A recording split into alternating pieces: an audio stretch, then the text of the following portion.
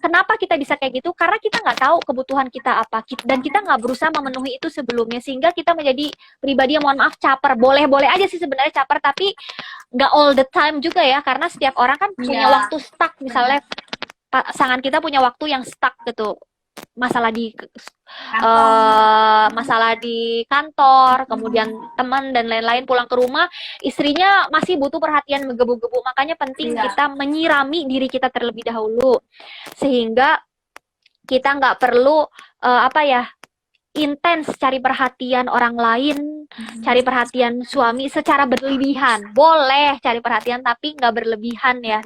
Jatuhnya jadi posesif gitu ya misalnya. Karena apa? Karena barangkali jangan-jangan kita nggak bisa mengidentifikasi kebutuhan kita apa, nggak berusaha memenuhi kebutuhan itu apa. Makanya waktu itu sebelum saya nikah di usia 25 tahun, 25 tahun berjalan gitu ya, orang-orang tuh udah ngirim undangan gitu. Tapi saya selalu bilang gitu, menikah itu bukan terburu-buru. Menikah itu setiap orang punya waktunya masing-masing. Saya pasti pengen menikah kalau bisa, iya, kalau bisa cepet gitu. Tapi kan Allah tahu yang lebih baik untuk saya seperti apa. Saat saya siap, saat waktunya tepat, semuanya tepat gitu ya, ketemu orang yang tepat gitu. Itu semata-mata untuk kebaikan saya, termasuk untuk menikah teman-teman semua. Jadi saya nggak bisa bilang nikah muda baik atau buruk, karena menikah itu berbicara tentang kesiapan, tentang penerimaan diri. Kalau kita sudah menerima diri kita seutuhnya, insya Allah kita bisa menerima orang lain dengan keadaan apapun. Tapi kalau kita belum menerima diri kita seutuhnya, akhirnya apa? Kita selalu blaming pasangan gitu ya. Dia salah dikit, masalahnya sebenarnya bukan di dia, tapi di kita, karena kita belum penuh tadi ya, diri kita belum penuh gitu. Akhirnya karena kekurangan tadi kita tuh nyari-nyari kesalahan orang. Itu ada tipikal yang kayak gitu ya. Jadi makanya penting sekali untuk kita menyirami diri kita dulu sampai kita penuh. Kan tiap orang tahu ya kapan dirinya penuh dan lain-lain. Atau bahkan ada orang yang nggak merasa belum siap, tapi dia ternyata menikah lebih cepat dibandingkan orang-orang yang pengen menikah. Ada ya case-case kayak gitu. Ya karena barangkali sebenarnya menurut Allah dia udah siap gitu, udah waktunya tepat. Hanya dianya aja sebagai manusia kan kadang nggak pernah merasa cukup ya, atau selalu merasa kurang. Barangkali sebenarnya dia udah momennya udah tepat gitu. Oke. Kalau pesan dari Kak Meda buat teman-teman yang sudah menikah atau baru saja melangsungkan pernikahan, Kak, ada tips enggak? Menikah itu, ini karena saya juga masih belajar ya. Saya menikah itu berbicara tentang kerjasama, berbicara tentang proses. Kalau kita berbicara tentang proses, di dalamnya ada mungkin masa stuck, berhenti gitu ya. Kita nggak tahu mau ngapain lagi, atau kita mau memulainya lagi kayak apa. Nggak apa-apa, take your time gitu ya untuk muhasabah diri. Sebenarnya saya menikahi dia karena apa sih sebenarnya gitu. Pasti ada ya masa-masa stuck saat menikah tuh, pasti ada, nggak mungkin nggak ada, pasti ada. Jadi kalau buat saya kayak nepi dulu, terus saya nanya, saya menikah sama suami saya itu untuk apa gitu? Apakah hanya untuk kebutuhan saya sebagai manusia aja, atau pada sesuatu yang lebih besar gitu konteksnya, gak hanya kebutuhan saya juga, tapi untuk keberlangsungan umat selanjutnya. Karena salah satu tujuan menikah kan untuk memperoleh keturunan ya, keturunan yang menjadi estafet kebaikan kita setelah kita nggak ada gitu. Apakah hanya stuck ego aja? Oh ternyata setelah ngambil waktu, enggak ya, saya pengen rumah tangga ini utuh sampai akhir, meskipun babak belur nggak apa-apa deh, yang penting dua-duanya mau memperbaiki diri gitu, untuk bisa kembali ke tracknya, sama-sama berjuang bersama. Kemudian yang kedua,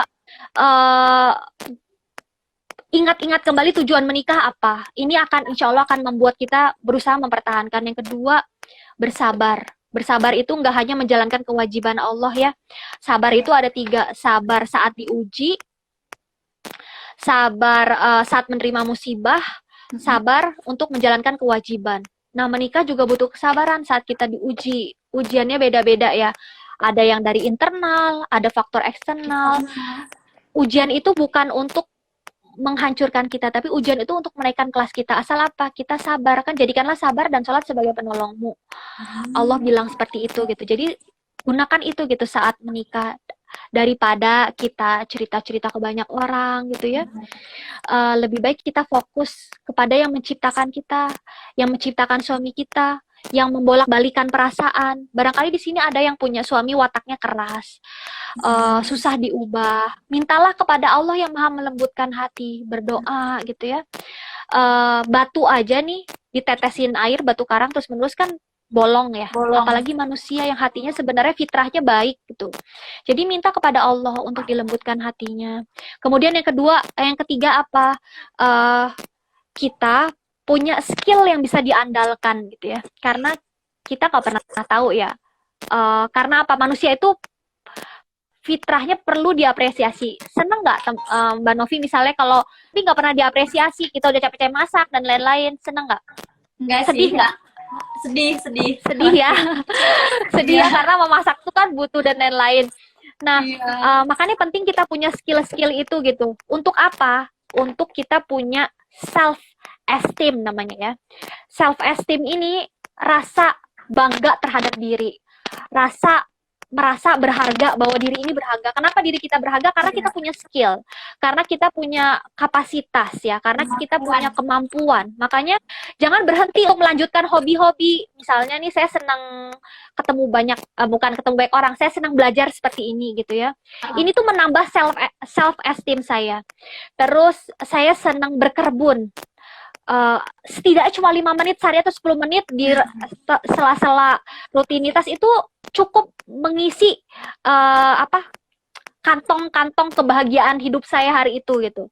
Jadi milikilah itu sehingga hidup kita tuh nggak monoton. Jadi menikah itu kalau hanya itu aja ya monoton, akhirnya kita jenuh itu akhirnya bisa kita boring, kita bisa mudah tersinggung, kita bisa malas ngerjain apa-apa gitu jadinya karena udah stuck. Jadi miliki hobi-hobi yang bisa mengisi barangkali saat ada masalah dan lain-lain. Hobi-hobi itu yang bisa sedikit membasuh luka-luka tadi meskipun tidak besar gitu ya. Efeknya tapi setidaknya kita punya itu gitu. Kita punya itu. Dan juga bentuk untuk role model ke anak-anak gitu ya. Oh, ibu saya nih hebat nih, dia bisa di rumah ngasuh aku, tapi dia juga punya hobi yang lain gitu. Jadi nggak cuma ngasuh aku, bisa menjahit gitu ya. Baju aku dibikinin ibuku dan lain-lain misalnya. Bisa masakin aku. Ini bukan hal yang tabu ya adik-adik, terutama buat yang perempuan gitu. Iya. Kita nggak pernah tahu pernikahan kita menikah apakah kita masih di Indonesia atau dilempar ke ujung dunia gitu ya. Kalau kita nggak punya skill tadi, wah bahaya gitu ya. Kita mulai dari awal dan lain-lain. Jadi nggak apa-apa, masak bukan hal yang tabu. Buat yang laki-laki membereskan rumah bukan hal tabu. Siapa tahu melahirkan di luar negeri cuma berdua gitu ya. Nggak ada yang bisa bantu di rumah, akhirnya bisa backup kebersihan, bikinin masakan buat istri yang lagi pemulihan setelah melahirkan. Nggak ada yang masalah gitu. Jadi kuasai skill-skill yang bisa bikin kita survive saat ada di rumah. Itu juga tipsnya buat saya untuk supaya kita meminimalisir hal-hal yang bisa mendatangkan masalah dalam rumah tangga. Untuk menjaga keharmonisan rumah tangga ya. Ya, diantaranya itu. Yang pertama untuk menjaga keharmonisan tauhid ya. Ini lagi-lagi tauhid. Tauhid diperkuat sehingga nggak ada istilahnya kayak di meme di Instagram ada yang lebih horor daripada muka ibu di film horor apa sih, lupa film horor yang namanya Ibu itu, selain wajah istri saat akhir bulan. Iya, pengabdi setan. Iya, pengabdi setan.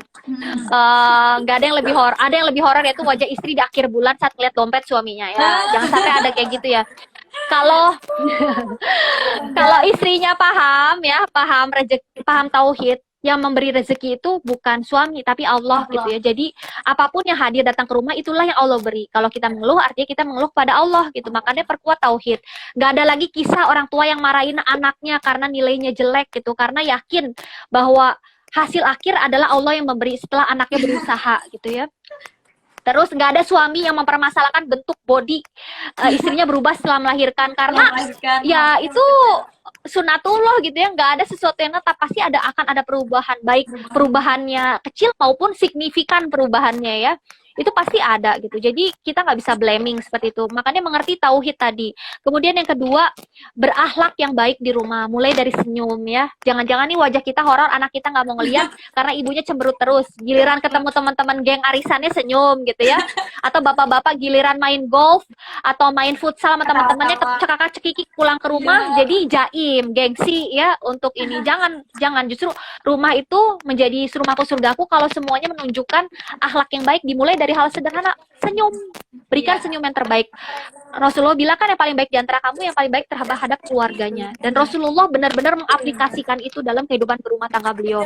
Kemudian yang ketiga, beribadah bersama-sama, berjamaah, sholat berjamaah, punya waktu mengaji bersama, punya waktu evaluasi bersama. Untuk apa tadi berjamaah tadi? Untuk melekatkan hubungan-hubungan simpul-simpul yang mungkin agak renggang setelah kita beraktivitas gitu.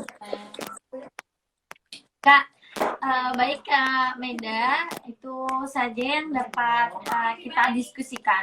Nah, ini ada beberapa pertanyaan yang sedikit menyinggung sih Kak dari obrolan kita tadi gitu. Seperti halnya, bagaimana sih Kak memantapkan hati saat kita memilih pasangan yang ingin menikah pada kita. Sedangkan kan sebelum pernikahan tuh banyak godaannya kayak gitu. Nah, kita gimana sih untuk memantapkan hati? Yang pertama, kita minta petunjuk kepada Allah karena kita nggak pernah tahu mana yang terbaik untuk kita gitu ya. Minta petunjuk kepada Allah, sholat istiqoroh, minta restu orang tua kita, minta doakan supaya dengan doa bersama-sama permohonan kita tuh lebih kuat gitu kepada Allah. Kemudian yang kedua, Umar bin Khattab pernah bilang untuk mengenal seseorang, tanyakan kepada 3 orang yang pernah beraktivitas ini gitu ya, bersama-sama calon kita tersebut. Yang pertama, yang pernah melakukan perjalanan atau safar minimal 3 hari. Ya, tanyakan karena jangankan 3 hari, kita ke kosan teman kita jadi tahu kan dia tuh sebenarnya aslinya kayak gimana gitu ya. Ya enggak? Iya, iya enggak? Gitu ya. Iya.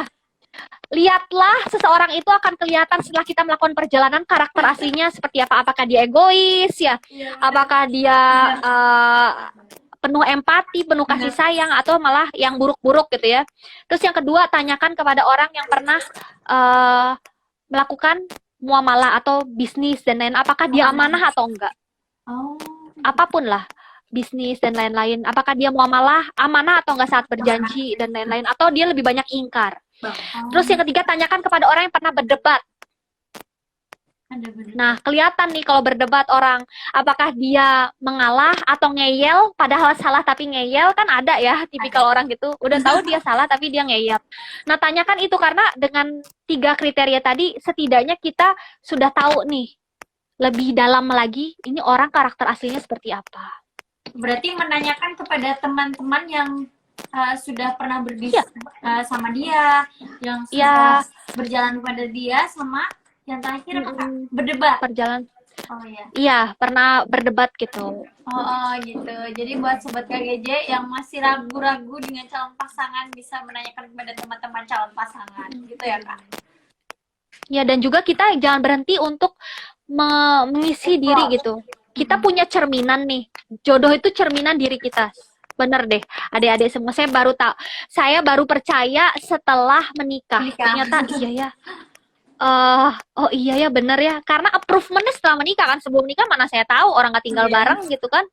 Setelah menikah tuh jadi tahu, oh iya ya, ternyata ini kayak saya nih, ini nyebelinnya kayak saya nih gitu ya. Ini nyebelinnya kayak saya, terus oh ini ada yang baik-baiknya juga mirip-mirip gitu. Jadi belajar untuk terus menuntut ilmu, mengasah diri supaya apa, yang datang kepada kita, yang mendekat kepada kita sesuatu yang baik gitu, orang-orang yang baik atau pribadi yang baik gitu. Oke, gitu Sobat KGJ. Ini ada pertanyaan lagi Kak. Berapa lama sih Kak masa ta'aruf itu? Gitu? Semakin cepat semakin baik, tapi perihal waktunya saya kurang paham ya, karena setiap orang tuh beda ya. Ada satu dan lain hal dan lain. Yang intinya semakin cepat semakin baik. Tapi bentuk kata cepat ini bisa dijabarkan lagi gitu. Kan kita nggak pernah tahu, tiba-tiba ada musibah dan lain-lain, akhirnya tertunda dan lain-lain. Intinya seefektif mungkin. Kita berbicara seefektif mungkin mengalokasikan waktu dalam ta'aruf itu gitu. Jadi begitu saja Kak untuk pertanyaan dari netizen atau dari teman-teman sobat KGZ, sobat KGJ gitu. Nah, inti dari pembicaraan kita kali ini gitu tentang indahnya dalam ikatan sah itu kita tidak akan pernah merasakan bahagia kalau kita tidak pernah merasa sedih gitu ya Kak. Kita tidak akan mengetahui bagaimana solusinya kalau kita tidak pernah mengalami kesulitan gitu ya. Jadi buat teman-teman yang mau mempersiapkan pernikahannya bisa untuk melihat dulu bagaimana kebutuhan diri kita, evaluasi diri kita dan balikan semuanya atau jika kita kurang yakin kembalikan semuanya kepada Allah Subhanahu wa taala. Begitu Kak Meda? Masya Allah Mbak Novi, super sekali ya. Ya, sebelumnya mohon maaf Kak, nama saya Yuli, tapi juga ada Novinya sih Kak. Oh Yuli, ya Allah kok. Novita, gitu. Bener ada Novita? Iya ada Kak. Kok saya bisa nebak ya? Iya.